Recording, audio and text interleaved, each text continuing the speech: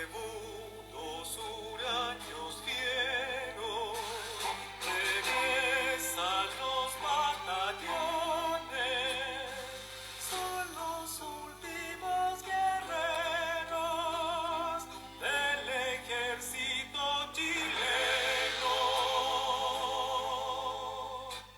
El frío y el viento andino tuvieron por centinela el frío veló su sueño, el viento cuidó la sierra. 5 años de campañas fueron raleando sus filas, y en medio de las montañas están 1000 cruces perdidas. Hola, ¿cómo están mis queridos amigos de Cazando Historias Chile? Estamos iniciando este día viernes de conversatorios aquí en Cazando Historias Chile, la gran cofradía de la historia. Le agradecemos a todos los que se están integrando a la sintonía de Cazando Historias Chile, porque este fin de semana va a ser un fin de semana muy especial de muchas reuniones, de mucho conversatorio. Hoy día tenemos jornada doble acá en Cazando Historias Chile y después le voy a contar por qué. Pero hoy día vamos a tener un gran invitado. Ya lo tuvimos hace algunas semanas atrás, pero hoy día vuelve nuevamente a Cazando Historias Chile, porque vuelve la Guerra del Pacífico DSL. Oficialmente está con nosotros D'Angelo. Estamos esperando que se una nuestro invitado el día de hoy. Saludos a todos los que se nos están uniendo en este momento aquí en Cazando Historias Chile y a los amigos de Santiago que también han tenido ahí dificultades con el temporal. Por ahí ya veo a D'Angelo que se está uniendo. Hola D'Angelo, ¿cómo estás? Hola, ¿se alcanza a escuchar algo? Porque estoy con una Sí, conexión muy mala. se escucha Ya, me perfecto alegro. y te ve incluso mejor que yo. Sí, oye, qué gusto de tenerte nuevamente. Gracias por aceptar nuevamente la invitación. No, muchas gracias a ti. Igual hoy esta es una semana muy movida, la próxima también, y hay muchos elementos históricos que hay que conversar. Y obviamente yo sé que tienes hoy día una jornada doble. Sí, sí, tenemos una jornada doble justamente porque hoy día le contaba a nuestros amigos que justamente estamos en víspera de Noche de San Juan y como también somos históricos y místicos, ahí vamos a mezclar un poco la historia con lo que es un parte de la cultura popular. Pero D'Angelo, hoy día, como tú mismo mencionabas, estamos en fecha histórica. Este próximo 26, el lunes, se conmemora un nuevo aniversario más del combate de Sangrar. Después, una semana o 12 días después, vamos a estar con el combate de la Concepción, ¿cierto? Donde se conmemora el día 10 de julio también la batalla de Huamachuco. Así que hay mucha fecha histórica en el marco de lo que es la Guerra del Pacífico. Efectivamente, y todo esto piensa que se van uniendo en relación a los años, porque no es en el mismo año. Van cambiando, van movilizándose 80, 81, 82, 83. Entonces es un mes muy rico en cuanto a historia. Y sí, y justamente lo que dices tú, y eso habla también de lo extenso que fue la campaña de la Sierra.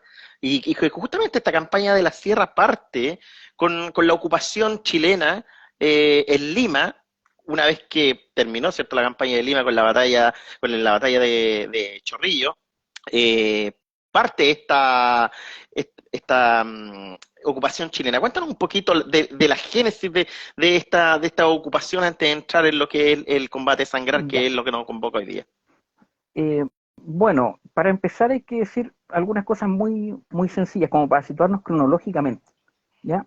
La Guerra del Pacífico comienza el año 1879. Para el año 1881 estaba en su punto más álgido. ¿A qué me refiero? Que el ejército chileno estaba prácticamente en las puertas de Lima, tras dos grandes batallas, Chorrillos y Miraflores, 13 y 15 de enero de 1881, ambas victorias chilenas. Se logra capturar, por tener en cuenta que capitula la capital peruana, pero de aquí viene lo importante. Lima se rinde, pero en lo que no se rinde es Perú, que es distinto. Entendiéndolo en casos chilenos, que Santiago se rinda ante una potencia, pero el resto del país continúe funcionando. Entonces, eso que nos produce que ahí comienza una nueva campaña. Ya habíamos pasado de una campaña marítima extensa, una campaña por ejemplo, lo que es Tarapacá, Arica y Tacna, Lima, pero ahora tenemos que ir a una nueva campaña. Y aquí tengo que hacer un punto, que es cómo se llama esta campaña. Porque los chilenos le tenemos un nombre y los peruanos le tienen otro nombre. ¿Ya? En realidad los dos nombres podríamos entender como sinónimos. Los chilenos le decimos campaña de la sierra, entendiendo todo el sector que se combatió es la sierra peruana, o sea, el sector precordillerano y cordillerano de Perú, y los peruanos le dicen campaña de la Breña. La Breña para ellos es sinónimo de nosotros de sierra. Ahora, esos nombres son absolutamente posiciones historiográficas. ¿Ya? Quiero que se entienda eso. Tú cuando hablas de campaña de sierra o campaña de Breña ya estás tomando una posición, pero en esencia son ambos sinónimos. ¿Ya? Ese es como el primer punto. ¿Ya? Ya. Entonces, el conflicto comienza de acá.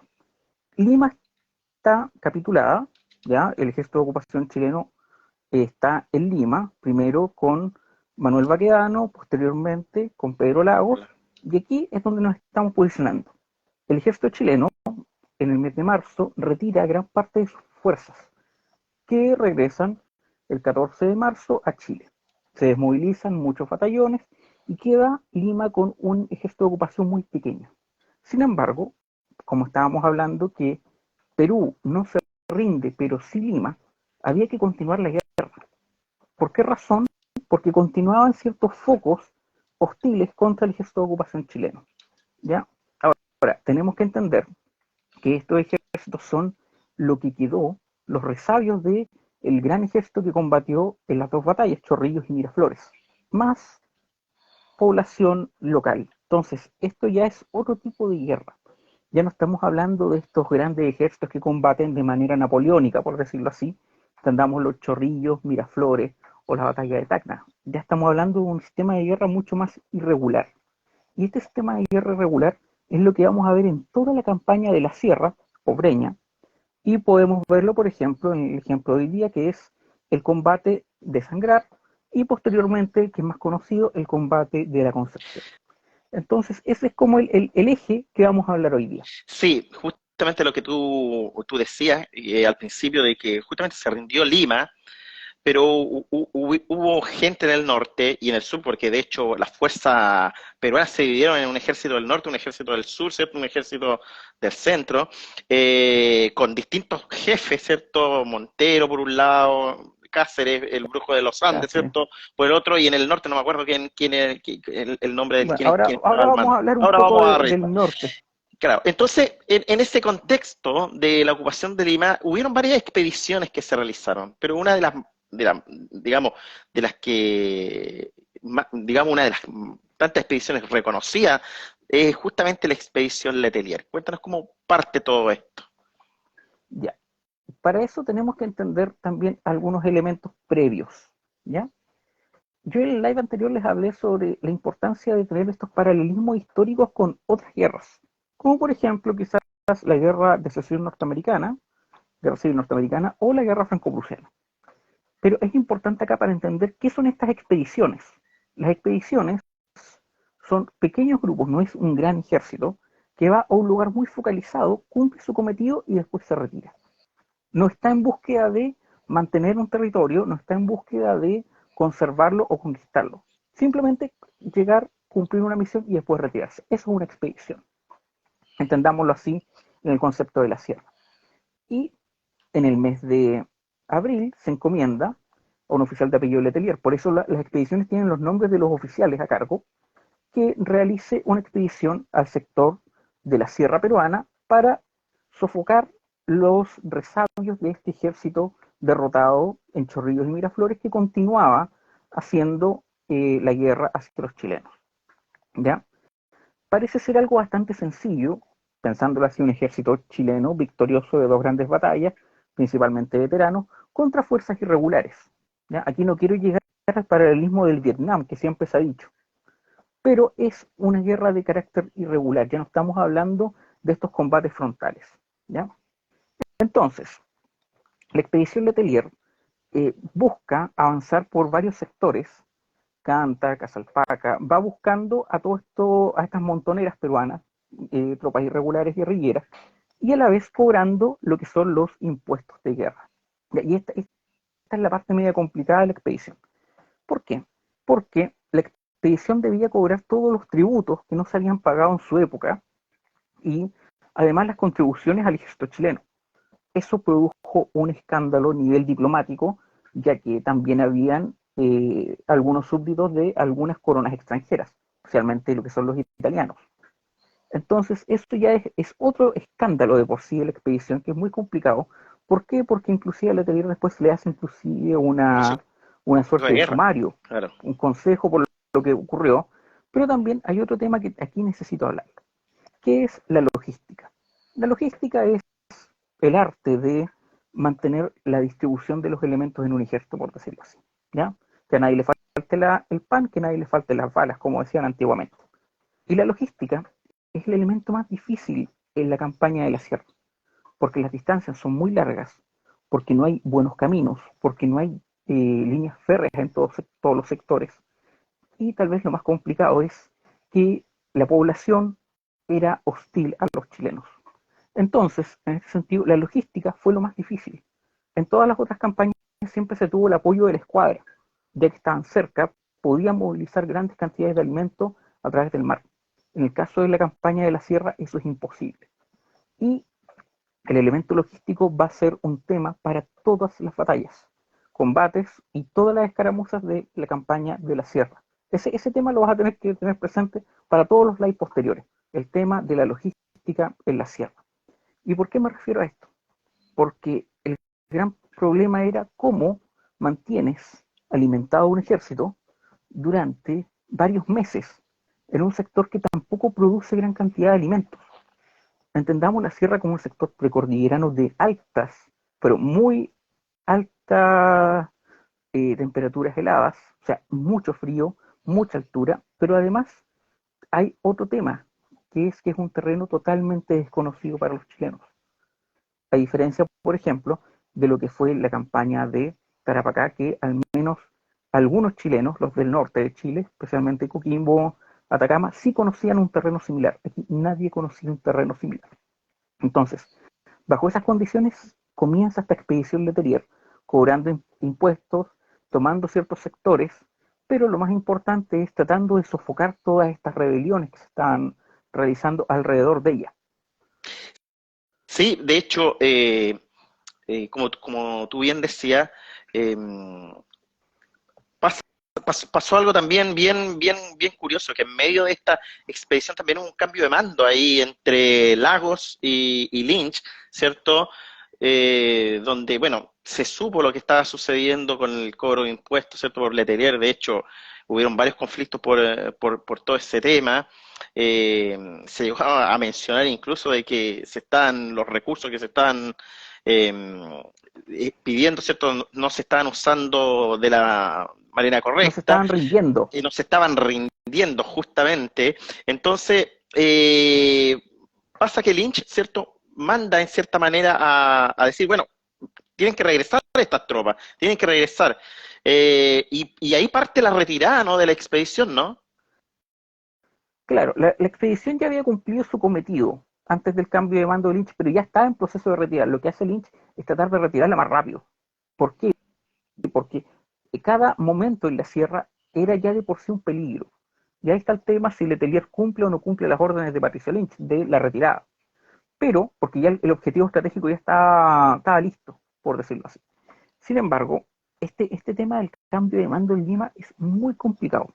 Y te lo puedo responder de forma muy personal, porque quien estaba a cargo, Pedro Lagos, es mi tatarabuelo. Entonces, es muy sencillo explicar esto. ¿En qué sentido? Que no es lo mismo gobernar Lima con un ejército de grandes números que gobernar Lima después de la retirada de Baquedano y del ejército regular. Claro. Entonces, esa pérdida de hombres fue muy difícil de asumir, pero también en los conflictos de eh, una población que estaba en el sistema de ocupación. Entonces, era muy difícil, pero aquí viene lo importante. ¿Por qué Patricio Lynch tenía esta visión? Y Patricio Lynch da para mucho esto, pero rápidamente, ya había tenido una experiencia similar en Iquique, cuando después de la retirada de las fuerzas peruanas hacia Tarapacá, Iquique es tomada por los chilenos y Patricio Lynch es la persona encargada de mantener la administración chilena. O sea, él ya tenía experiencia en ocupación de sectores con estas características. Sin embargo, todo este cambio de mando fue muy beneficioso para las fuerzas chilenas, porque Lynch no solamente aunaba lo que es experiencia en la administración, sino que también aunaba lo que era la Armada y el Ejército, teniendo en cuenta que Patricio Lynch tenía prácticamente, voy a decirlo de una forma muy burda, pero doble nacionalidad en este sentido, ya que era criado, ya era de la escuela naval, con grado naval, pero también tenía alta experiencia en campañas terrestres, como la conocida Expedición Lynch al norte del Perú. D'Angelo, bueno, parte de esta retirada de la expedición, ¿cierto? Estamos en un terreno, ¿cierto?, donde el ejército chileno, como tú bien decías, no conocía, con altura, con un soroche tremendo de parte de los soldados, con enfermos también por montones, y con los pasos cerrados también por las montoneras. Entonces, viene esta situación previa, ¿cierto?, de la división que se realizó de las fuerzas chilenas, estableciendo ciertas patrullas, podríamos decir, o secciones o divisiones, ¿cierto?, resguardando ciertos lugares. Y esto se da en la situación previa de lo que es el combate de Sangrar. Claro, en la expedición al momento de retirarse tiene que dividir sus fuerzas, más de lo que divididas que ya estaban. Entonces, a cada pueblo entrega una cantidad mínima, principal, a veces una compañía o menos, para poder mantener lo que son los pasos y mantener así el tren de suministros. Entendamos tren de suministros no como un tren real, sino como toda la organización del suministro de guerra. En esta situación vamos a hablar sobre un pequeño poblado que se llama Canta. ¿Ya? Canta tiene hasta la actualidad una población minúscula. Eso también hay que entender, las poblaciones en la sierra peruana son muy pequeñas. No hay grandes ciudades, y las grandes ciudades podríamos llamarlas pequeños pueblos en otro sector. ¿Por qué? Porque la situación geográfica no permite gran densidad de población. Entonces, todos estos pequeños sectores que tenían pequeñas compañías, y eso nos hace recordar mucho lo que es el combate de la Concepción, el cual siempre al momento de estar hablando de Sangra, nos llega a la mente Concepción como un ejemplo de lo que va a ocurrir en un año más, cronológicamente hablando del tema de la guerra. Pero dentro de todo esto, vamos a centrarlos en una compañía del regimiento Win, ¿ya? Regimiento más antiguo de Chile, que tuvo una destacada participación en Chorrillos y Miraflores, soldados veteranos en su mayoría, algunos recién enganchados en otros lados, pero en sí podríamos hablar de un soldado profesional chileno, en un número muy escaso, y aquí tenemos que hablar eso, que cada vez que se ocupaba un pueblo, debía volver a dividirse este número. Entonces, si te entregaban 100, después ya no eran 100, eran 50, después no 50, 25. Inclusive podían haber ese ejército, llamémoslo así, de ocupación de menos de 15 personas. Entonces, estos números son muy pequeños. Aquí ya no, por eso recordar, no hablamos de grandes batallas. Claro. Aquí solamente hablamos de pequeños enfrentamientos entre fuerzas, por lo general muy desiguales en número, y con resultados muy distintos. Porque aquí vamos a ver siempre la diferencia en Sangrar, Concepción.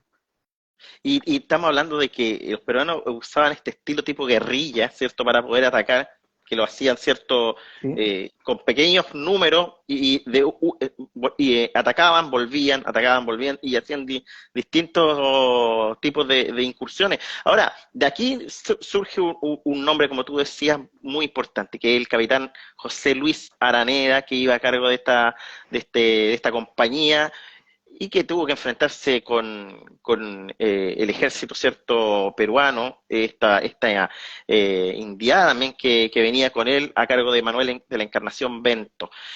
¿Cuál fue el plan peruano, cuál fue el plan chileno en este sentido cuando tuvieron que enfrentarse? Primero, rápidamente, Araneda, capitán del ejército regular de Chile, o sea, era parte del ejército de línea, tenía ya una destacada participación desde Pisagua en adelante, o sea, él ya era un veterano hecho y derecho, eso hay que tenerlo en cuenta. Y en el caso chileno tenía una pequeñísima guarnición que fue dividiendo, y ahí eso es interesante cómo va dividiendo esta fuerza en números cada vez más pequeños para primero, mantener los sectores que se le había designado, pero también para mejorar lo que es la comodidad de los soldados, que ese es otro tema que vamos a hablar después. En cambio, en el caso peruano, el coronel Bento, que había participado en todo lo que es la campaña de Lima, en defensa de Lima, se retira, pero él es un gran hacendado del sector.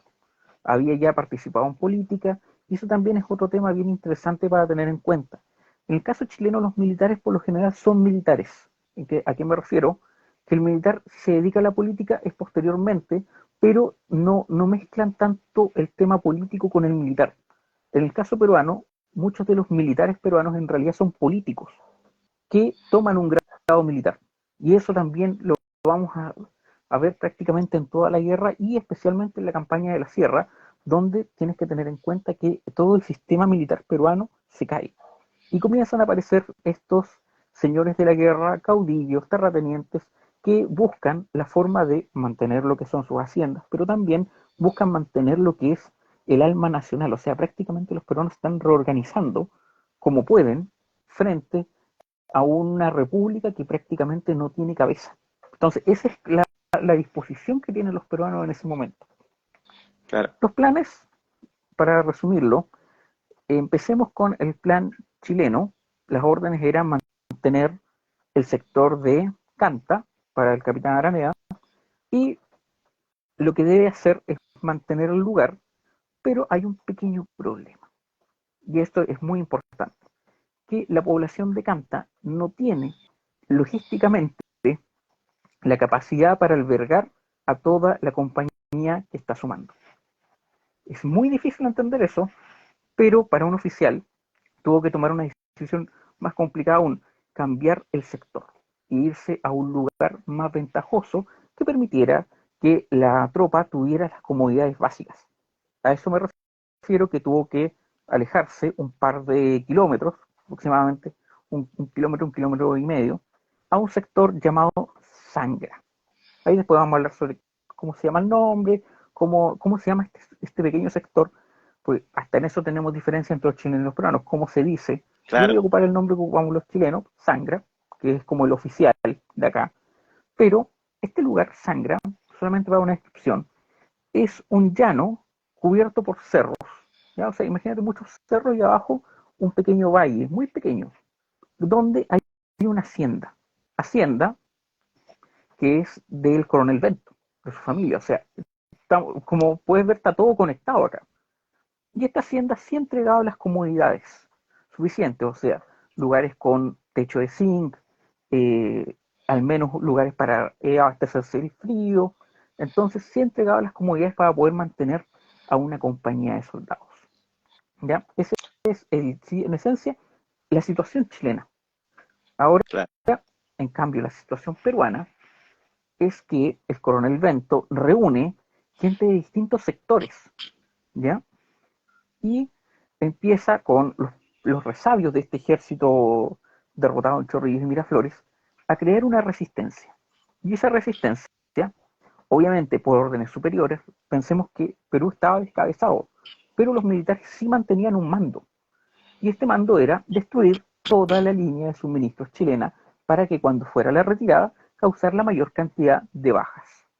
Entonces, dejar que los chilenos avancen, pero al momento que los chilenos se retiran, no encuentran suministros en ninguna parte del tren de suministro. ¿Ya? Es una técnica y una táctica no arriesgada, pero que sí requería sacrificio. ¿En qué sentido? Que había que ingresar prácticamente dentro de la misma línea chilena. ¿Ya? Tenemos que tener en cuenta eso. Para eso, el coronel Bento reúne a un grupo de oficiales, reúne dos compañías, voy a decirlo así. Los números son muy difíciles de hablar en este tema. Los historiadores trabajamos con fuentes, pero las fuentes son muy disímiles en estos combates. Y, por ejemplo, te voy a dar un ejemplo bien burdo. Algunos pueden decir que habían 100 soldados y otros pueden decir que habían 3.000. Ese es el nivel de diferencia numérica. Entonces, es muy difícil llegar a un punto, ni siquiera un punto medio. Entonces, aquí, en base a triangulación, después vamos a hablar de eso, podemos llegar a un número, pero es muy difícil, específicamente en lo que es la campaña de la Sierra, por una razón. porque los peruanos no tienen documentación oficial. No hay un archivo en Lima donde esté toda la documentación de la sierra. Entonces, lo que se tiene que hacer es triangular lo que es los relatos peruanos con los relatos chilenos, con alguna otro tipo de evidencia que podamos encontrar en el camino. Entonces, como ves, esta es la labor del historiador, tomar estos antecedentes, procesarlos y crear un relato que es el que te estoy dando en este momento. Claro, justamente, y que se acerque más a lo que fue la realidad. Llegamos al día 26 de junio, ¿cierto? 26 de junio, al mediodía, la compañía del Buin, a cargo de Arenea, ¿cierto? Está ahí en la hacienda de Sangra, y avistan a estas tropas peruanas. Y podríamos decir que a partir de esa hora, ¿cierto?, comienza la resistencia chilena en esa hacienda. ¿Cómo fue la resistencia? ¿Cómo fue el inicio del ataque? ¿Cómo se dividieron las fuerzas chilenas? A pesar de que había un número, pero muy reducido de chilenos, el teniente Guzmán, ¿cierto?, por un lado también estaba protegiendo cierta parte de esa hacienda. Ahí tú nos vas a relatar qué sucedió con él, en esta búsqueda también de refuerzos que tuvieron que llamarse, ¿cierto? Cuéntanos un poquito cómo fue la génesis de este combate ya en lo preciso. Bueno, aquí, bueno, como hablábamos del oficio del historiador, lo que vamos a hacer es un relato cronológico sacado desde los partes oficiales chilenos, desde los testimonios de los sobrevivientes chilenos y los pocos testimonios peruanos que hay sobre el combate. Ya, algunos son muy disímiles, pero al menos se puede lograr crear una cronología coherente de lo que ocurrió ese día. El 26 de junio del año 1881, las fuerzas chilenas, apostadas tanto en Canta, que eran una docena, Sangrar, que eran 52 personas, o sea, ya habían dividido sus tropas, ya los chilenos ya estaban divididos, ven caer desde las alturas, ¿ya?, a un grupo de montoneros peruanos. Ellos dicen que son mínimo 400, otros hablan de 700. Ahí te estoy hablando del tema del problema de los números. ¿Y en qué sentido? Que los chilenos tampoco tenían la capacidad para contar a cuántos individuos tenían al frente. Aparte, el chileno exagerado también, pues. Voy a decir, no, si venían bueno, 1000. Ahí vamos a ver cuánto eran las exageraciones. Claro. Porque hay exageraciones por todos lados. Claro. Pero eso es aproximadamente a las 12 del día. Antes de eso, los chilenos ya habían enviado unas partidas a buscar alimentos. Entonces ya habían perdido también a otro grupo de soldados. Que había sido una pequeña escaramuza. El cabo Yarse entre ellos, ojo. Yo soy Yarse. Ahí, no es que sea pariente mío. ¿Es pariente o no es pariente? No sé, ahí tendría que descubrirlo, capaz. Hay que entrar a picar. Claro. Pero, bueno, ahí está la partida de, por ejemplo, la del sargento Disidinger, la otra partida del cabo, pero todo esto empieza a mermar las fuerzas chilenas, lo que te decía yo, dividir por sobredividir. Entonces, cada vez los grupos son más reducidos y al momento de los chilenos ver que se están cayendo, voy a ocupar la palabra que inclusive aparece, cayendo los peruanos desde un cerro, imagínate, cerro en formación y disparando, en una posición muy poco ventajosa para los chilenos, ya que estaban en un sector de llano, comienza un combate muy nutrido y se dividen estas tropas. El capitán Araneda, con 37 soldados, se va a un sector que ocupaban como cuartel, que es una casona, ¿ya? Es una pequeña casa de piedra con techo de zinc, con muros muy gruesos. Es importante tener en cuenta eso para todo el resto del combate, porque la casa en sí va a ser una protagonista dentro de esto. Y por el otro lado, el subteniente Guzmán, que con una fuerza mucho más pequeña, 13, se va a poner al lado de la iglesia, en unas pircas. Posiblemente algunos hablan de que es parte del cementerio de la iglesia, ¿ya? O sea, la parte de atrás de la iglesia, y en esos dos sectores, aproximadamente a 20 metros uno del otro, bastante cerca, pero ahí comienza la resistencia chilena, ¿ya? Los peruanos comienzan a envolver a los chilenos, o sea, empiezan a dar vuelta por todos lados, y los chilenos empiezan a caer de forma muy rápida, y eso es importante. En los primeros minutos del combate, las primeras horas del combate, caen muchos chilenos, y después vamos a ver un poco de esos números, y ya llega un momento que es imposible mantener las posiciones. Esto también es bien importante. Hay que recordar mucho Sangra para poder entender la Concepción. Yo de verdad entendí recién el combate de la Concepción cuando estudié Sangra. El problema es que lo estudié primero la Concepción y después Sangra. Al revés, Porque uno claro. obviamente estudia acorde a lo que es más popular o lo que uno conoce más. Y obviamente el combate de Sangra es mucho menos conocido que el combate de la Concepción. Entonces, a las 14 horas, o sea, una hora después del inicio real del combate, el capitán Araneda eh, ingresa al cuartel, deja a los muertos en ese sector y comienza una resistencia en esta casa. Lo que te hablaba yo es una pequeña casa con dos ventanas, una puerta. Es que recuerden mucho lo que es la arquitectura del altiplano chileno, para que hacerte una idea similar. Casas de piedra muy gruesas, con una puerta que también es bastante estrecha y dos pequeñas ventanas. ¿Ya? Ese es el ambiente número uno, la escena número uno de la defensa chilena. Y media hora después, el subteniente Guzmán entra a la iglesia, que estaba al sector, se retira de este sector de las Pircas. Una pirca es un muro de aproximadamente 1 metro, y comienza una resistencia dentro de esta iglesia. Ahora hay que entender que esta iglesia no es como la iglesia de la Concepción, es una pequeña capilla que le dicen iglesia, Claro. ¿ya? Entonces, Una probablemente ermita, sea prácticamente. prácticamente una de estas pequeñas capillas que uno puede encontrar, pero no es dicho sea paso una iglesia, Claro. como la conocemos nosotros.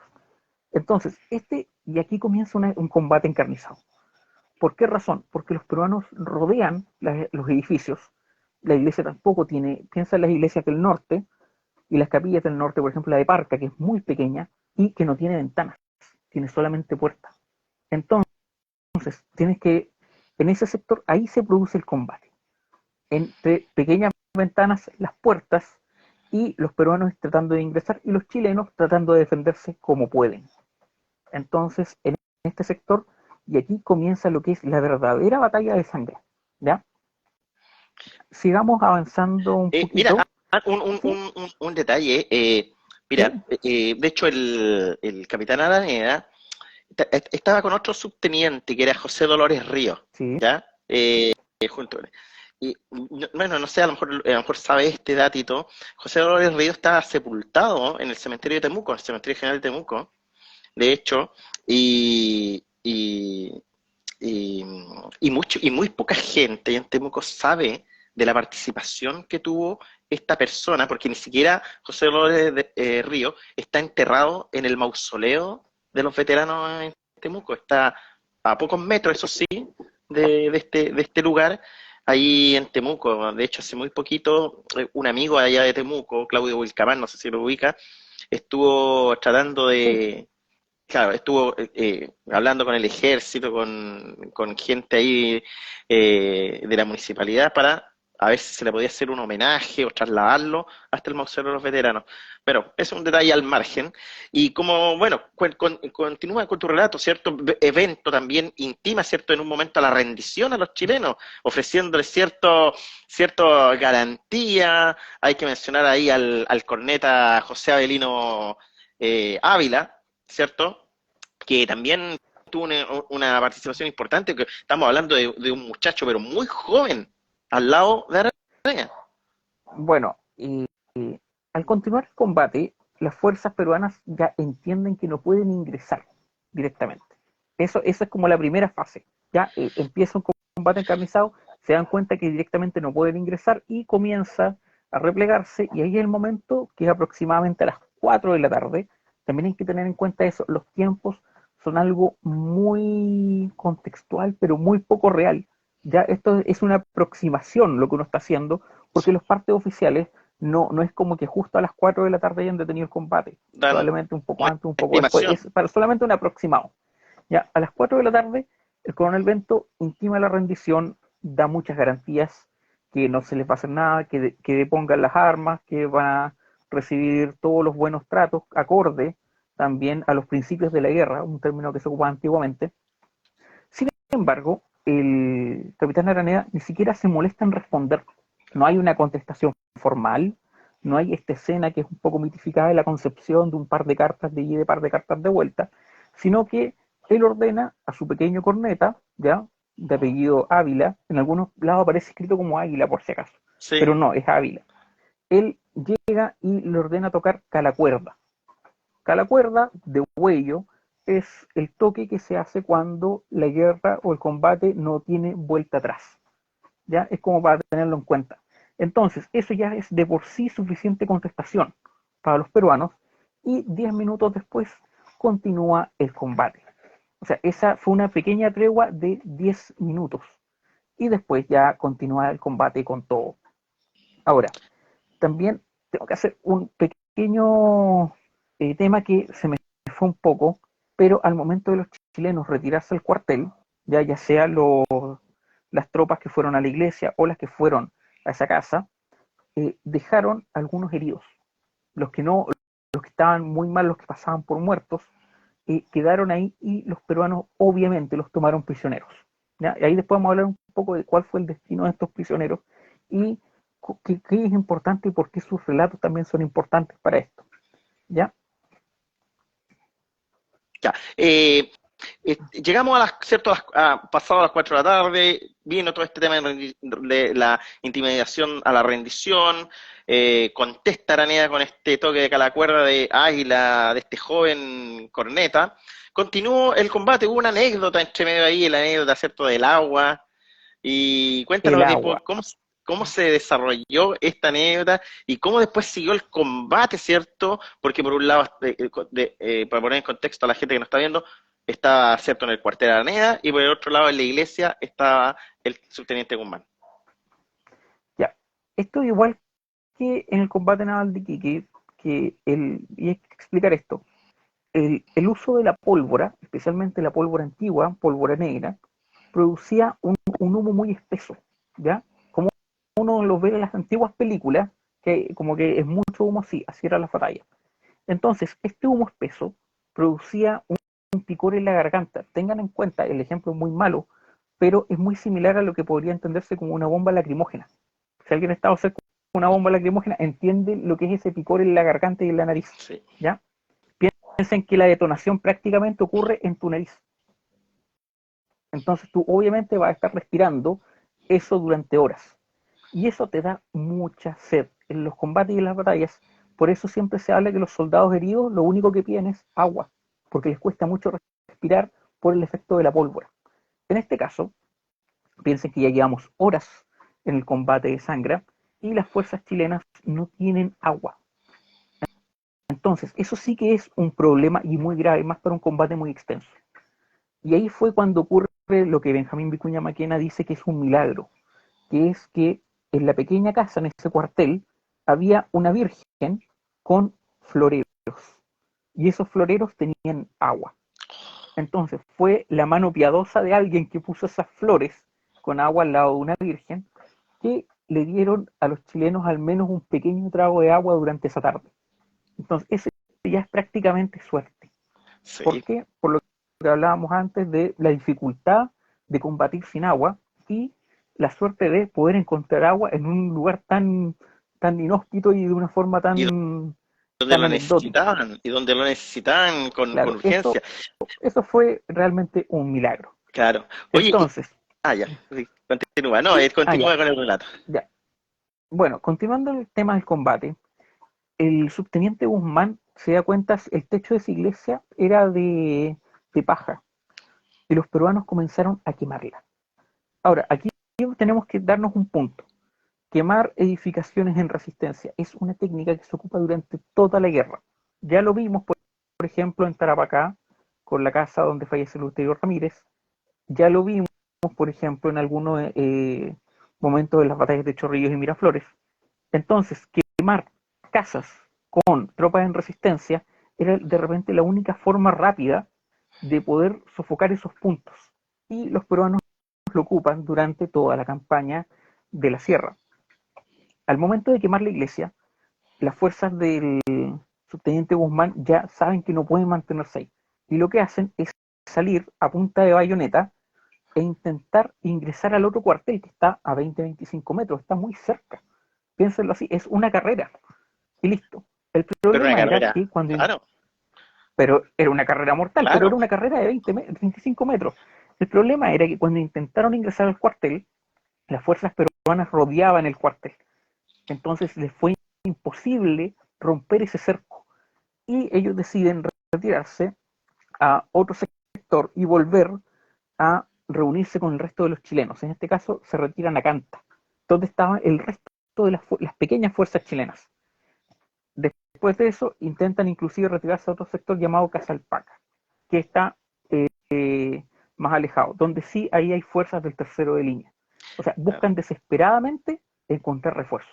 Justamente llegan allí, buscan refuerzos del tercero de línea, del séptimo de línea, del Esmeralda incluso también, pero este combate se empezó a prolongar durante la noche y quedó Aranea, cierto, solo con sus hombres que cada vez se fueron reduciendo más entre los heridos y entre los que estaban todavía ahí al pie del cañón.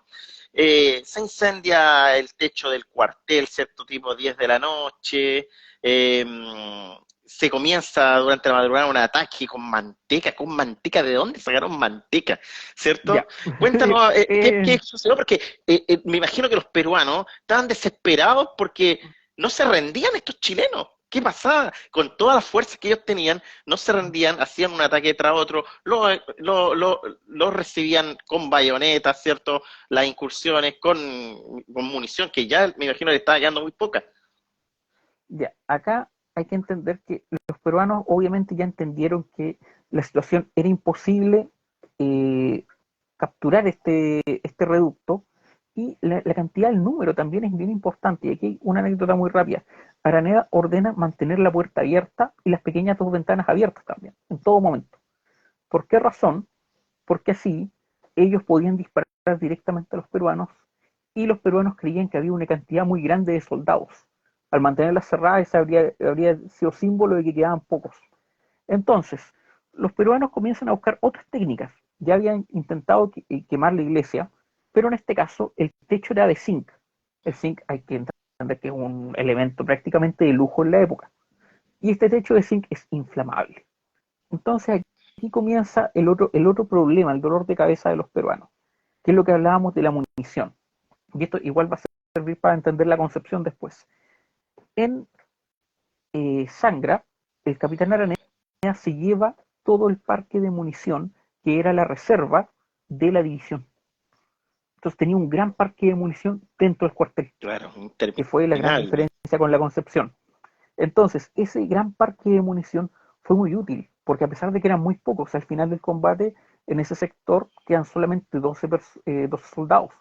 Piensa, 12 personas combatiendo, y obviamente en puertas y ventanas, contra un ejército numéricamente muy superior. Después vamos a hablar un poco de qué tan superior era este ejército. Pero ya a las 12 de la madrugada, ya entendamos que ya pasó prácticamente un día de combate, ya estamos en el 27, no en el 26. Guzmán logra llegar a Casalpaca y ahí pide recién los refuerzos. Imagínate, se pegó un par de horas de carrera con sus sobrevivientes, combatiendo en retirada, llegando a este sector, y ahí recién las fuerzas chilenas envían refuerzos a las 12 de la noche. Y finalmente, y aquí es lo que estamos hablando del ataque con manteca. ¿Por qué manteca? ¿Por qué no aceite hirviendo? ¿Por qué un montón de cosas? Primero, el aceite es un bien prácticamente de lujo durante el siglo XIX, y lo que se ocupaba era la manteca. Entendamos más bien lo que es la economía de campo, donde todo se hace con manteca y nada se hace con aceite. Entonces, esta manteca, principalmente de cerdo, se calentó en ollas, y el plan era lanzarlo, ya que no se podía quemar este techo, lanzarlo sobre la calamina, el zinc, y incendiarlo, para que veas cuál es el sistema de combate. Y al momento de que ya salir tanto humo, los chilenos por obligación van a tener que retirarse, rendirse, o simplemente los peruanos podían entrar. Era una técnica ya desesperada por parte de los peruanos, pero contaban con un pequeño problema, que hay que entender también que muy valientes los peruanos, que subían al techo, ¿ya?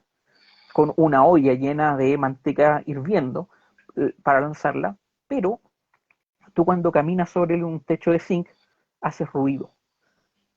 Entonces los chilenos, al escuchar el ruido en las latas del zinc, comenzaban a disparar. Al momento de disparar, escuchaban después cómo caía primero algo muy como sólido, debe haber sido la olla, y posteriormente caía un ruido más seco que era el peruano que había fallecido. Entonces, ahí vieron que ya era imposible continuar esta resistencia. ¿Por qué? Habían intentado quemarlo, habían intentado entrar, habían intentado incendiarlo y nada de Y eso no les hubo- funcionaba. Entonces, esa ya es la última técnica que por ejemplo sí les funcionó en todos los otros combates, por ejemplo, Tarapacá incendiando, en la iglesia de Sangra o la Concepción. Y además de eso, su intento de romper con Barreno, o sea, con tratar de sacar las piedras de esta construcción, tampoco les sirvió porque era tan grueso que no lograban destruir este muro. Entonces, eso ya aproximadamente a las 2 de la mañana, imagínate la cantidad de tiempo, estamos hablando y prácticamente de una buena cantidad de horas combatiendo, a las 2 de la mañana comienzan los peruanos a retirarse. ¿Ya? Primero lentamente y después ya en una desbandada comienza la retirada peruana, y es por una razón bastante lógica, porque los peruanos no habían comido, ni habían dormido, ni habían descansado durante varios días durante las marchas hacia la hacienda de Sangra. Entonces, los peruanos ya extenuados a las 2 de la mañana comienzan a retirarse dejando el campo a manos de los 12 sobrevivientes de Aranea. Entonces, ahí Oye, qué se podría decir increíble. que termina el combate. Qué increíble. 12 sobrevivientes que resistieron durante 14 horas después de la retirada de fuerzas peruanas, que ya vieron que era imposible seguir insistiendo con el ataque hacia los chilenos. Pero aquí viene la gran polémica, ¿cierto? Porque para los chilenos es una victoria, porque finalmente se produjo la retirada de esto, de este ejército enemigo que lo está atacando, pero para los peruanos es una victoria, porque en cierta manera dicen, bueno, matamos a los que más pudimos. Entonces, cuéntanos, ya nos contaste cuántos peruanos más o menos atacaron, pero Claro, a tu entender, ¿de quién fue la victoria? es que aquí, bueno, lo que hablábamos nosotros, la posición historiográfica. Y los relatos obviamente dicen los chilenos se quedaron con el campo, pero los peruanos cumplieron su objetivo estratégico que era anular lo que es la defensa chilena. El problema es que sobrevivieron chilenos. No es como, por ejemplo, una victoria contundente e irrefutable como la Concepción. Nadie en Chile podría decir que la Concepción fue realmente una victoria para las fuerzas de el Chacabuco, que fueron exterminadas. En el caso de Sangra, es más difícil porque hay una ida y vuelta de argumentos para uno de los dos bandos. Ahora, si lo vemos desde el punto de vista estratégico, aquí tratemos de sacarnos un poco lo que son las banderas, de hablar directamente de los hechos. Quien se queda con el campo es Chile. ¿Los peruanos lograron su objetivo? Sí, pero continuó Chile manteniendo la posición. Y al final lo que ellos hicieron fue una retirada prácticamente porque no pudieron seguir aguantando.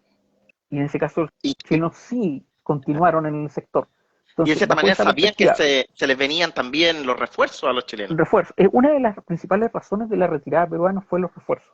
Claro. ¿Por qué? Porque teniendo en cuenta este tren logístico que yo te hablaba, era obvio que ya el combate era sabido. Entonces, por eso ellos intentaban pequeños ataques y después retirarse. ¿Ya?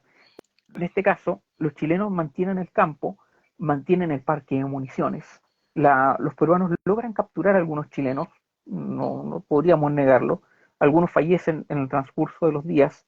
Logran capturar fusiles, principalmente Comblain, que era lo que ocupaba el Win. Logran capturar munición, pero no logran capturar tampoco el parque ni tampoco gran cantidad de elementos. Lo que sí capturan son un montón de ganado que estaba guardado en la hacienda de Sangra.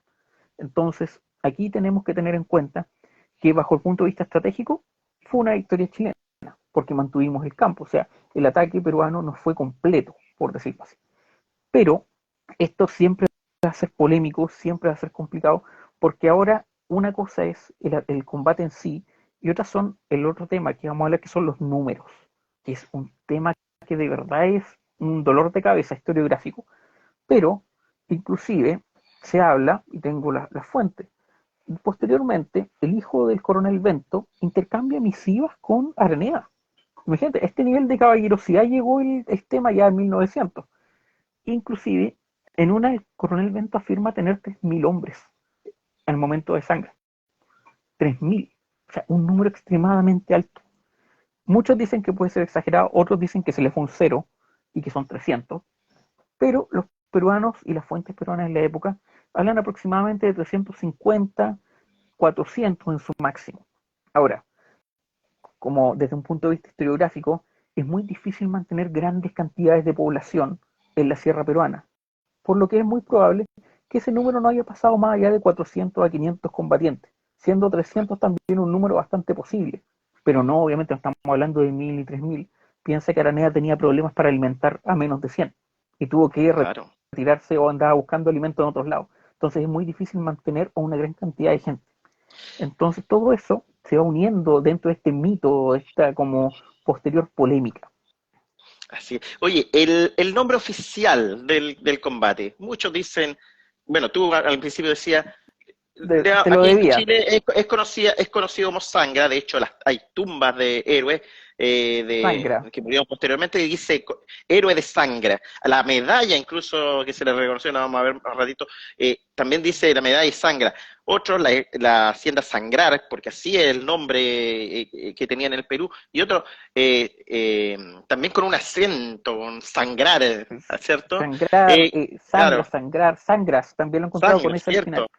¿Cuál es el Entonces, nombre oficial? ¿Cuál es el que eso, le damos? eso al ¿O qué final, con el durante mucho mito? tiempo, igual, la Concepción igual Igual que la tiene ese mismo Concepción, tema, si es claro, combate de la Concepción o o de combate de Concepción, Concepción. sí. Entonces, acá la respuesta la da el hijo del coronel Bento en las cartas que hace con Araneda en 1900.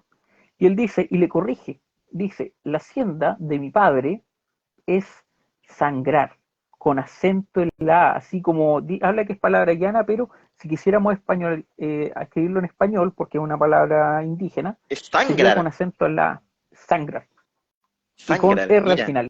mira, Es qué interesante. originalmente es batalla de sangrar, Oye, de hecho en pero el nosotros como Buin, chilenos sí, quedamos como sangra. de hecho en el Buin está la tumba, ¿cierto? En el patio de honor del Buin está la tumba de del capitán Aranea, José Luis Aranea, y también dice ahí, héroe de Sangra. De sangra. Sí, oye, qué interesante. Bueno, pasaron muchas cosas. Vinieron después que terminó esta expedición, vinieron las acusaciones a Ambrosio Letelier, ¿cierto? El proceso que se le realizó. Claro, pero acá las acusaciones del taller son un tema bien importante, pero aquí vamos a hablar sobre las acusaciones a Araneda. Imagínate, Araneda, Capitán Araneda que resistió sobrevive a un una cosa combate, ahora. hace una acción, está combatiendo durante prácticamente 2 días a fuerzas superiores numéricamente, logra mantener el campo y aún así le llegan acusaciones. Y aquí empieza todo un problema legal. Y esta ya es la parte, el reverso de la medalla que le dicen a la parte amarga. ¿Ya? ¿Por qué? Porque desde el mismo Buin se le acusa de haber abandonado el puesto que se le entregó cuando hace la primera división de fuerzas porque es imposible mantener a las tropas. Después se le acusa de no haber elegido el lugar correcto para la defensa. Se le acusa de haber dividido a su gente en dos.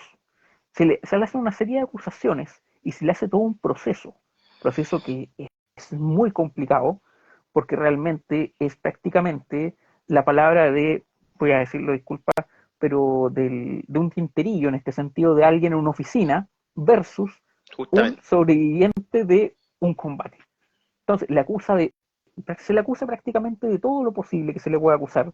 Se ocupan los mismos relatos de los sobrevivientes en su contra, diciendo que si había comida, pero ¿por qué andaba buscando comida? Era porque solamente había ganado.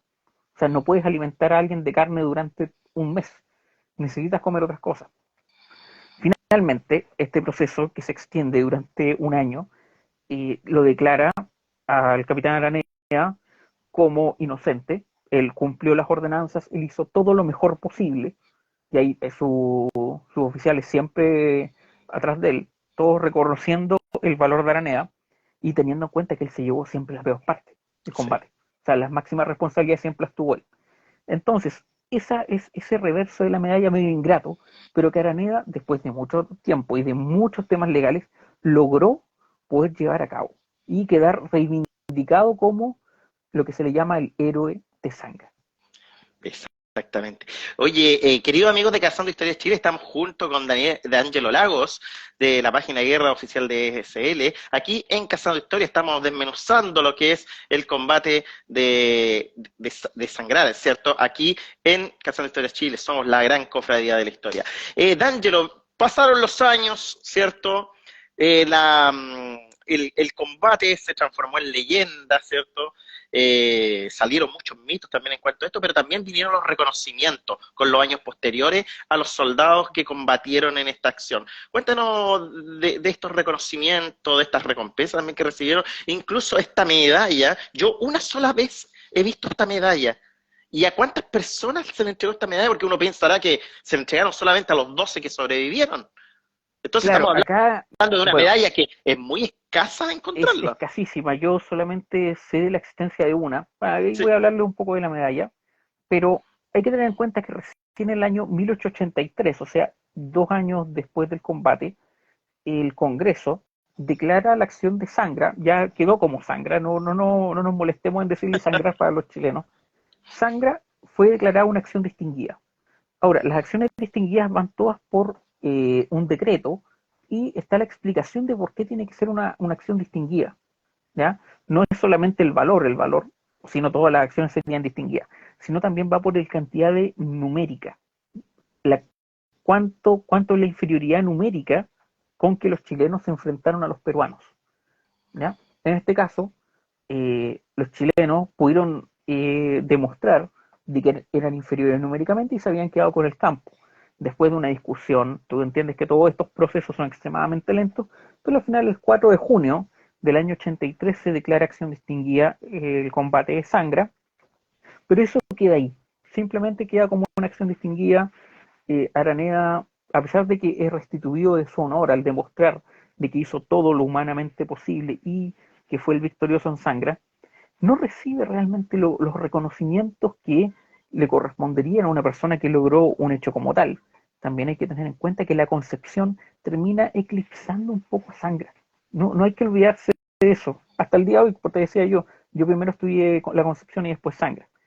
Pero recién, ya en el año 1897, imagínate la cantidad de tiempo pasó que pasó, muchos en el años. año 1897 comienza una discusión sobre una ley de recompensa especial para los sobrevivientes de Sangre, que ya habían empezado obviamente los años, habían mermado mucho a los veteranos. La mayoría de los veteranos de la Guerra del Pacífico fallece en la década de 1890-1910. Ese es como el rango de fallecimiento de la gran cantidad de los veteranos.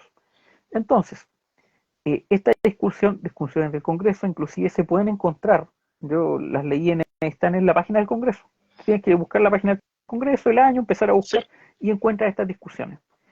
Se discutió recién, o sea, se promulgó como para discutir en el 1897, comienza esa discusión en 1901, imagínate todo el tiempo que estuvo guardada la ley, estuvo guardado todo eso, y recién el año 1910 se aprueba una ley de recompensa especial y el otorgamiento de una medalla. Esta medalla, teniendo en cuenta que es la medalla más tardía por acción de guerra en la guerra del Pacífico, es una copia, se ocupa el mismo modelo que la medalla de la batalla de Huamachuco, pero la diferencia es que en el centro dice Sangra 26-27 de junio de 1881.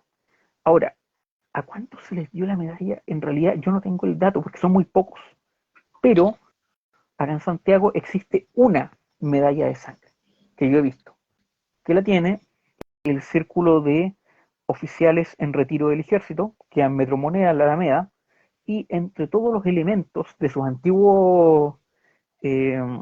sus antiguos miembros, es antiguamente el Club de Veteranos de la Guerra del Pacífico, está una pequeña, entre todos los objetos, está la medalla de sangre. Es la única que yo tengo conocimiento oye, qué de su existencia, valiosísimo. es realmente un lujo y es prácticamente parte de los grandes esfuerzos del centenario de la República, 1910, para poder restituir un poco todo este olvido a este combate que es Sangra.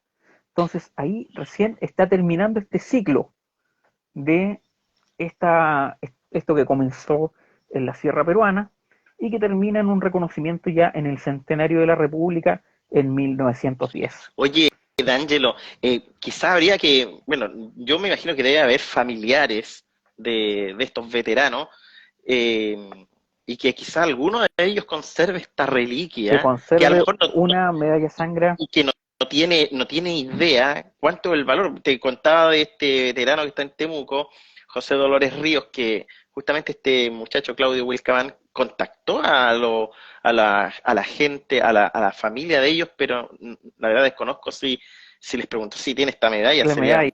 Sería muy bueno averiguarlo porque yo, no sé, yo siempre que comento digo, debe haber sido a muy pocos que se les Muy dio pocos. esta medalla, muy Yo pocos. creo Entonces, debe que tener un valor no deben, valiosísimo. no deben existir más allá de 20, 25 medallas, pensando que se entregó en 1910, Claro. que ya habían Y ya muchos habían pasado muchos fallecido. años y ya muchos habían fallecido, sino teniendo en cuenta que también estuvo la guerra civil, donde también muchos Exactamente. veteranos fallecieron. Entonces, la tasa de mortalidad de veteranos obviamente hace que en 1910 hubiesen quedado solamente los más jóvenes o los que tuvieron más suerte. Nada más que eso. Exacto.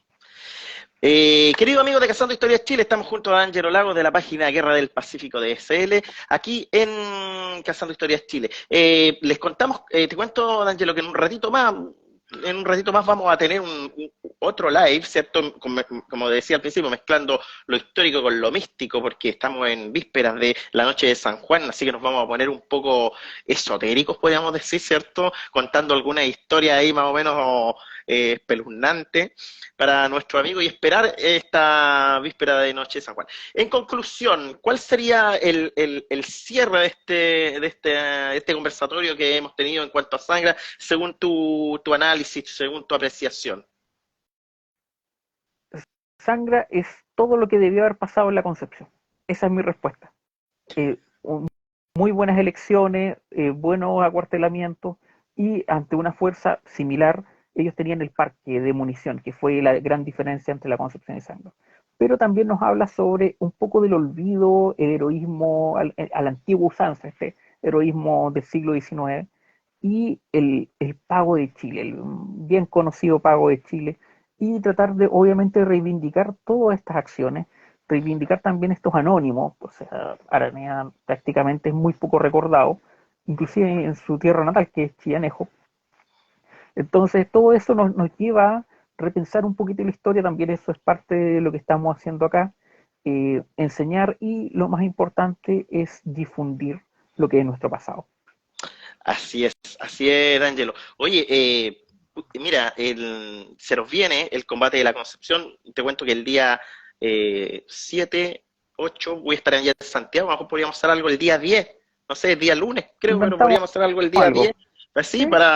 de todas maneras, sería súper bueno hablar sobre lo que es el combate de la Concepción, contrastarlo un poco con lo que fue el combate de Sangra. Última pregunta. Ese 26 de junio, 26-27 de junio, ¿se la echó el win o no? Se le echó el win antes, pero claro, también se le echó el 26 y el 27. Así es. Oye, D'Angelo, te quiero agradecer de nuevo esta presencia aquí en Cazando Historias Chile, un conversatorio pero tremendo ahí, gracias a todos nuestros amigos que opinaron, que mandaron preguntas también, no los pudimos leer en honor del tiempo, pero gracias ahí Aníbal Monroy con tus preguntas que hiciste, así que te mando un saludo Sí, tremendo. las preguntas, mándenmelas al interno, Sí, a la página y yo las respondo. Yo ando exactamente. con lentes nuevos, así que no veo nada. Espectacular. Mande la pregunta ahí a D'Angelo al chat de Guerra del Pacífico DSL. Guerra del Pacífico DSL. Mándenle ahí y él le responde pero inmediatamente ahí las dudas que tengan en cuanto a lo que fue el combate de sangre.